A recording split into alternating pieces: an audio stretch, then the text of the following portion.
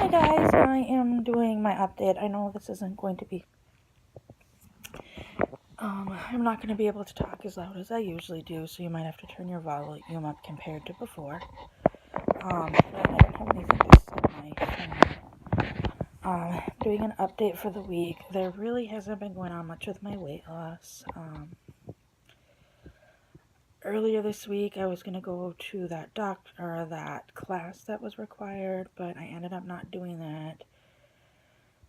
Monday, I was just way too stressed out about everything that was going on with my dad that I'm like, I don't think I'd even be able to concentrate at the class, and I want to be able to, listen and enjoy. Well, not necessarily enjoy, possibly enjoy, because I know they're just going to basically go over things with the surgery, what to expect. They're going to go over some nutritional stuff.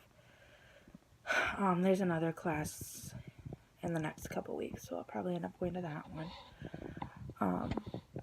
That's kind of where I'm at now. Obviously, you can tell I'm not at home. When I get back home, I will be calling and making my cardiologist appointment, and then also calling to do, because I have to do those 3 psych evaluations, calling to at least get the first one set up. And then I will also, when I get home, be going and doing my doctor appointment for the first of the 6-month sessions.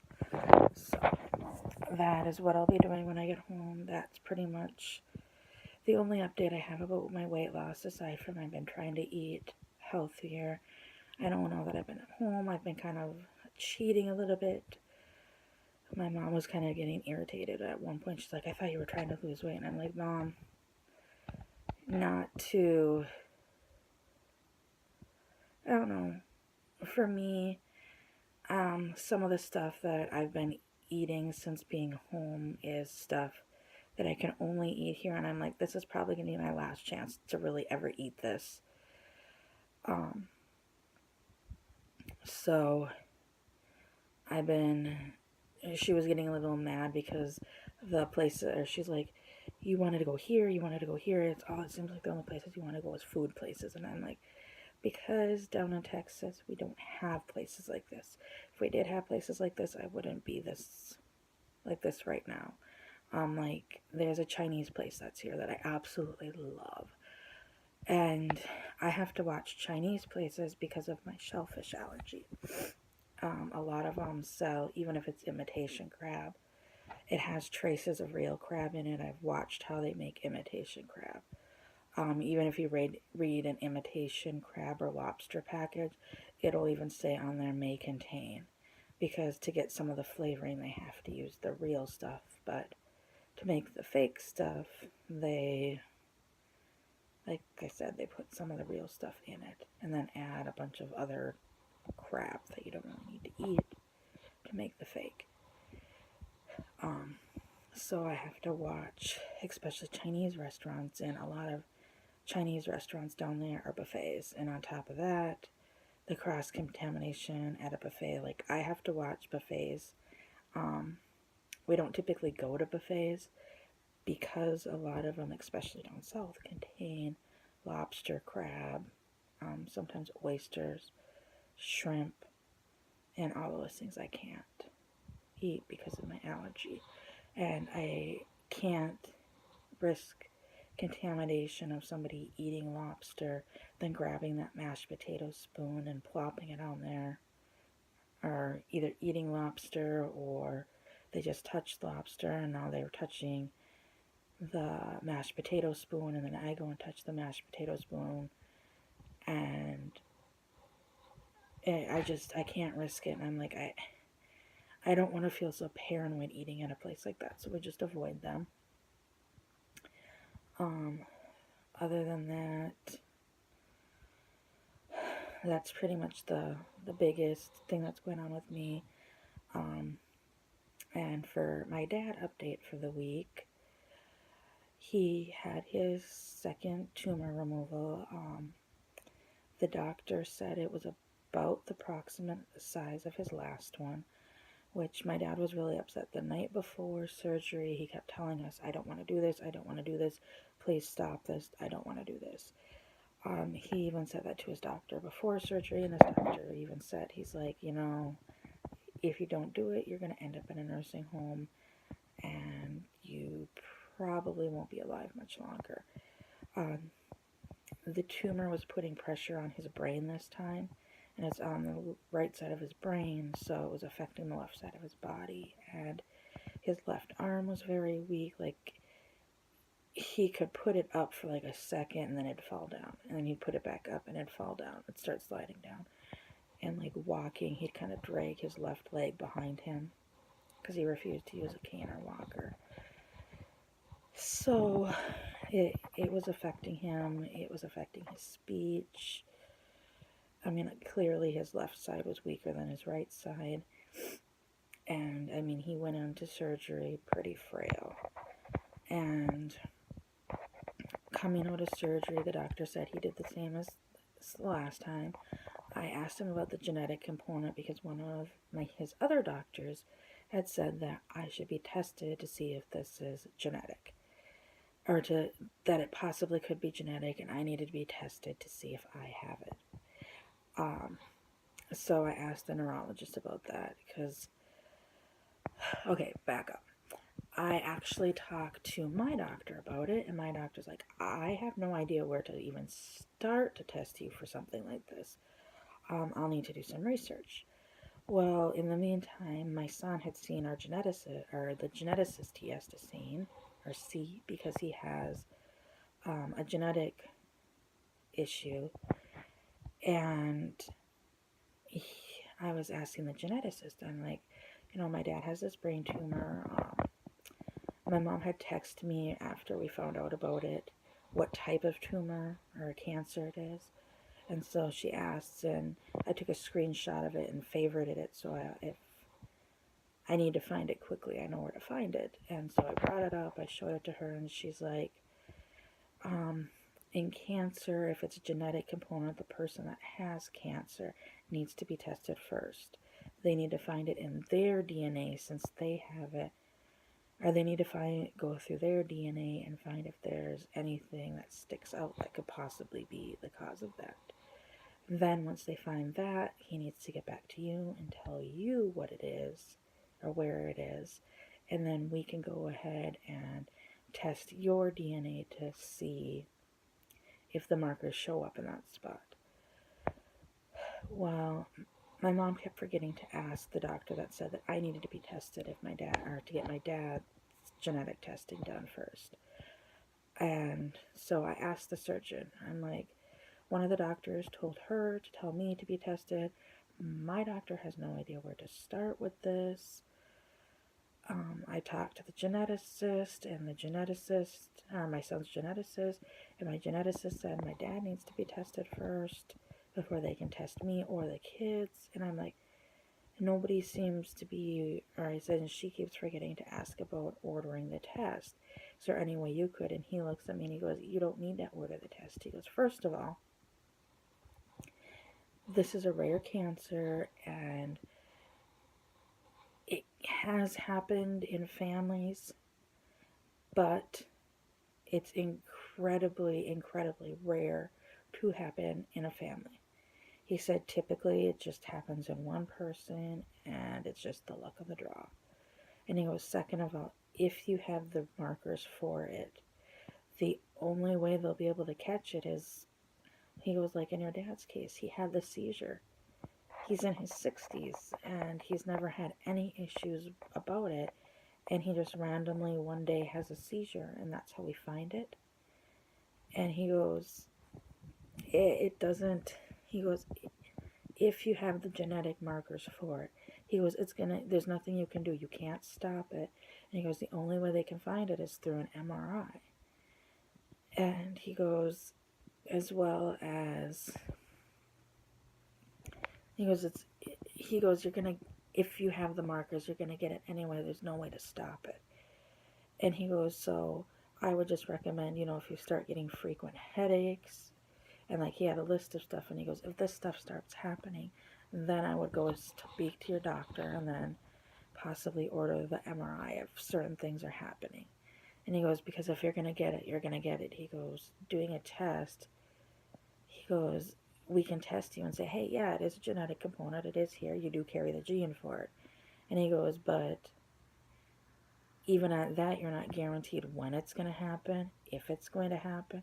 And he goes, so honestly, he goes, I don't think wasting the money to test your dad, find out if it is, where it is, and then test you and your kids. He goes, because if it's going to happen, it's going to happen regardless.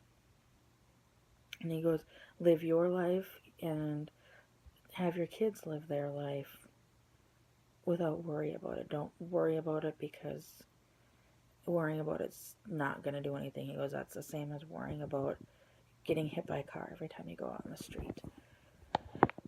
So we got that taken care of, and then we were told it would be a couple hours till he got a room while he was in recovery. We found out he was being ornery in recovery, which is what my dad is.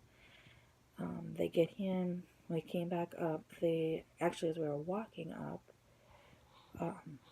the surgical receptionist for the waiting room called to let us know that he got a room.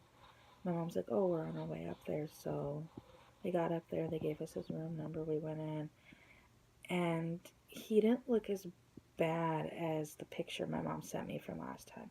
And both my mom and my uncle, because my uncle was here as well, said that he looked a lot better after surgery this time than he did last time. And he was being very ornery the first night. He had a catheter, not to be too TMI, and he kept asking to go to the bathroom. And he kept asking to go to the bathroom. I'm like, you can't get out of bed yet. You can't get out of bed yet. You can't get out of bed yet. So he was getting so mad that he was about ready to pull the catheter out himself.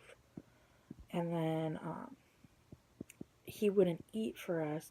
Then he kept saying that he wanted a chocolate donut, and they kept saying he couldn't have it. And then he was mad because last time he had to be on a puree diet after being intubated so long to make sure he could swallow. And they did the surgery last time on a Friday, and they weren't able to have anybody come in till Monday to do a swallow test on him. Well, right away, last night, the day of the surgery, he got out of surgery probably about 10 o'clock in the morning, 10:30. They got him to a room probably around noonish, and he had the swallow study probably about 4 or 5. It was before supper. So he was cleared to eat regular food. Well, he was still mad about being on that puree diet last time. He's like, I was so hungry, I ordered a caramel roll, and they brought it up in a stinking cup. And he goes, that was the most disgusting thing I've ever eaten. And so he was really PO'd about that still. And we're like, you can eat real food now. They've already done the test on you. You're fine. You can swallow, eat. So we left him that night. We came home because he started falling asleep. We're like, we'll just let him rest. We came home, and we had to be there by 5 in the morning, so we were up since 4. And my uncle, my mom, and I, we all came back. Those two went to sleep right away. They were out by 8 o'clock. Actually, first we went to eat Chinese first at my favorite Chinese restaurant. And then we came back here, and the two of them were out by 9 o'clock. I watched Grey's Anatomy and then went to bed. And then called my husband and went to bed. I was in bed by 10:30, which I'm usually up till 2. And so they ended up getting up a little earlier than I did. My mom came in and woke me up, and then I fell back asleep. And then she came back in and woke me up again, and we had some errands to run, and we got up to the hospital. When we got up to the hospital, he was doing better. He was still in bed, and he still had his catheter, and he was talking with us, he was joking with us, but he was mad when we got there. Because before we left, he said he wanted a sausage, egg on a biscuit. Not the cheese, no bacon, just sausage and egg on a biscuit from McDonald's. Well, we got there probably around 11:30, so my mom's like, well, McDonald's doesn't have it anymore. So she was trying to get him to order something from the cafeteria for lunch, and he refused to. And then I'm like, Mom, I think that's one of the things on the all-day breakfast menu. So her and I quickly ran over there after asking the nurse if it was okay for him to eat it. And I was just like, you know what, at this point, we just need him to eat something. So they allowed him to eat that, and we got him, and he ate it, so he was happy about that. And he was being ornery all day today. He had us laughing. So he's kind of getting back to normal. His humor's still there, and things like that. When we left tonight, he was tired and was starting to fall asleep. And it was my mom's birthday. She turned 60. And my uncle was taking my mom and I out for supper for my mom's birthday. So we didn't want to stay at the hospital too late before going out to eat, because where my mom picked, it's usually really busy, and it was. And so we're gonna go up tomorrow morning and see how he is. My mom kind of is doing a little bit better in the sense of, I guess last time she thought she needed to be at the hospital all the time. So like the first day after surgery, I guess her and my uncle stayed at the hospital till like 10 o'clock that night before coming home. And then she was up at 7 o'clock in the morning.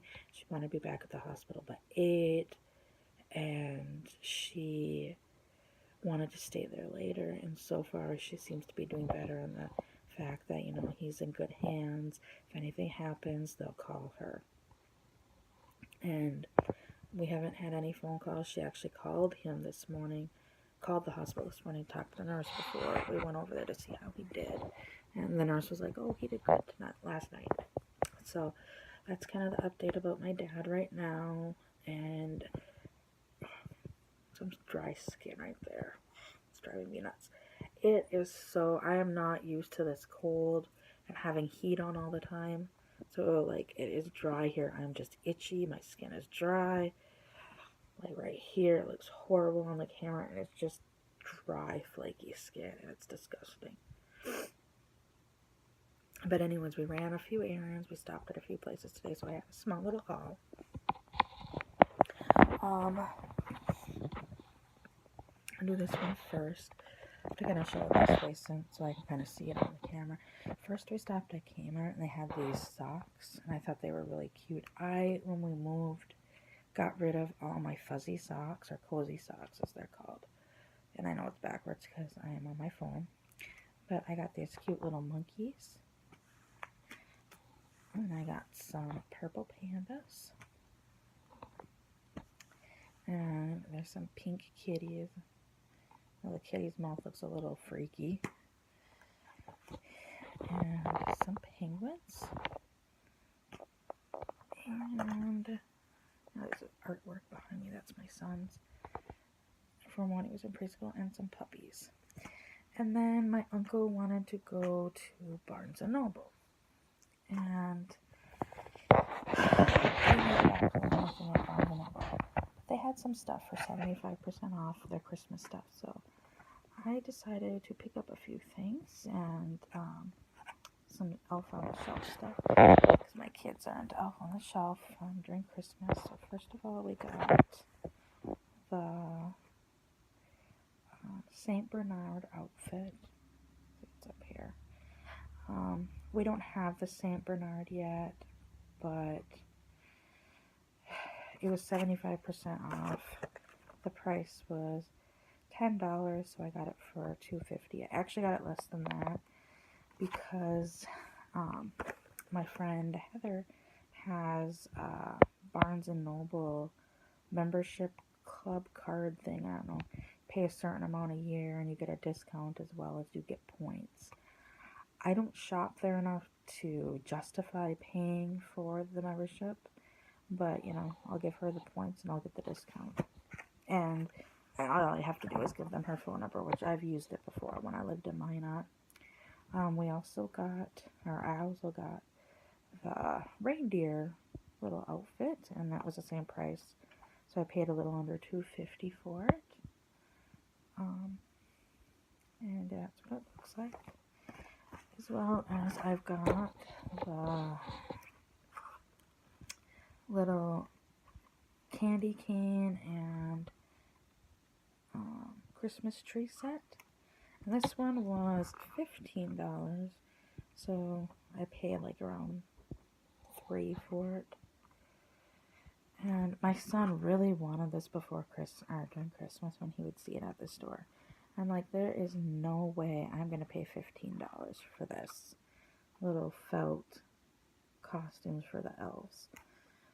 But for $3 I'll pay for it. And I had already bought one of these kits, but since we have 2 elves, I bought a second one since I literally it is the Elves That Playbook, which Life with Crystal.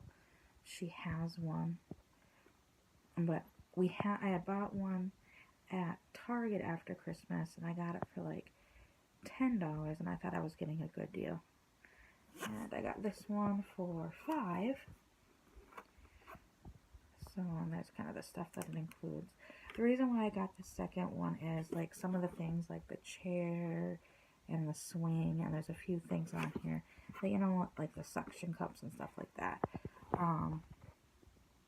You know, it'd be fun with the one elf, but I'm like, we have 2 elves, so it'd be really nice to have 2 sets to use. And it's also got a book with ideas to use with the items.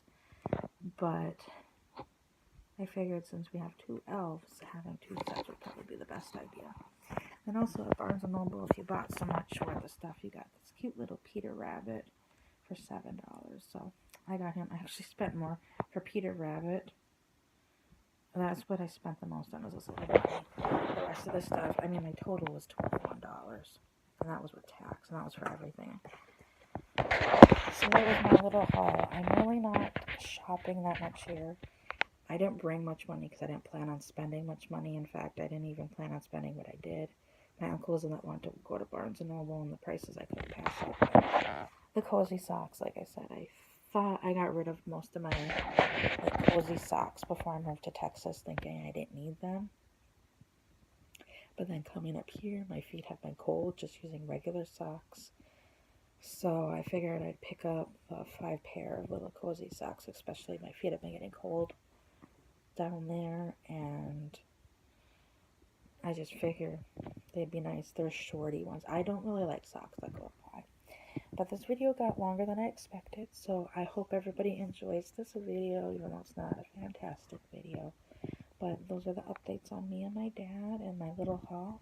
I hope everybody has a great weekend. Bye.